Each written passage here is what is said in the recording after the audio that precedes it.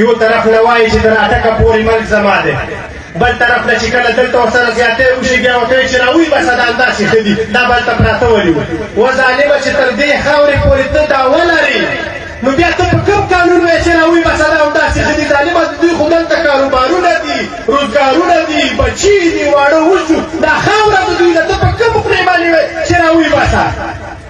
د افغان کډوال د رایستو په حق کې خو موږ د سره نه یو، خلک وایي مهلت وله ورکړه، خپلې خاورې ته افغان څنګه وباسه؟ نو په دې خبرې خو زه د سره خبرې نه کوم، که وس مې و د الله په فضل والله کې رانه وباسي، که وس هم نه و پلار دې رانه ووژلو، ما به هم ووژلې راتلونکي وخت کې دې دا کیسې را روانې دي، پرېښ دې را روان دي، حالات دې را روان دي، لکه څنګه پلار ته مې لګیا وي داسې ما ته هم لګیا وي.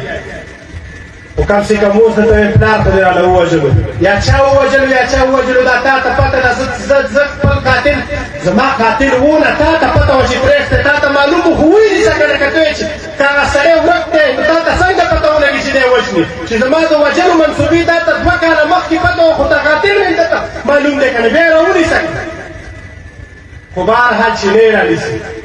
ظلم را سره کوي، زیاتۍ را سره کوي، نو ټول اقوام متحده ته غیر چاپیر چې څومره پښتانه ورونه دي، څومره په ادارو کې څومره ملګري، څومره په انټرنیشنل سطح باندې چې کار کوي، دغو ته یو سوال کوم چې دا ریاست موږ نور هم وژني، زموږ کور ګوره نور د تکلیفاتو متحمل نه دی، زما کونډه مور ګوره نوره د جړا متحمله نه ده، کم سے کم ما له خو تحفظ راکړه، ما درته ته وایې چې زما نه یم تا نه یم وژلی، نو بیا مې چې څوک وژني هغوی له خو د تحفظ اجازت راکړه. اوس مې هم د پولیس والاو په شکل باندې په کلي کې بعضې شیزونو کې تنګې افسرانو سره مې خبرې کړي دي، هغوی هم په هغې باندې اړول. نو لحاظه زما والد صاحب اخري یو اواز کړی و په منظور باندې، او منظور اخري یو اواز و اخري یو ارتجاع درله کوم چې ګوره منظوره زموږ د کور اخري نظر تا ته دی، اخري نظر تا ته دی د دې جلسې شانته نه، د دغه شانته مرګېدې ته نه، ته ډېر یو پښتون سړی، والله چې پښتانه دې پښتو تا نه زده کړي.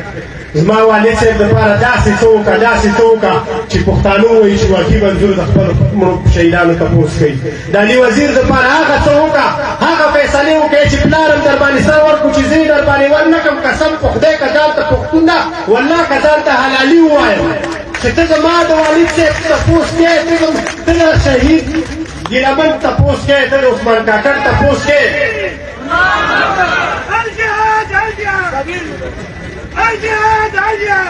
ته د ګیلمن تپوس کوې، ته د عثمان کاکړ تپوس کوې، ته د دې کونډو رنډو تپوس کوې، ته د EPS د شهداو تپوس کوې، او عبدالله شاکر به په تا سر ورنکړي.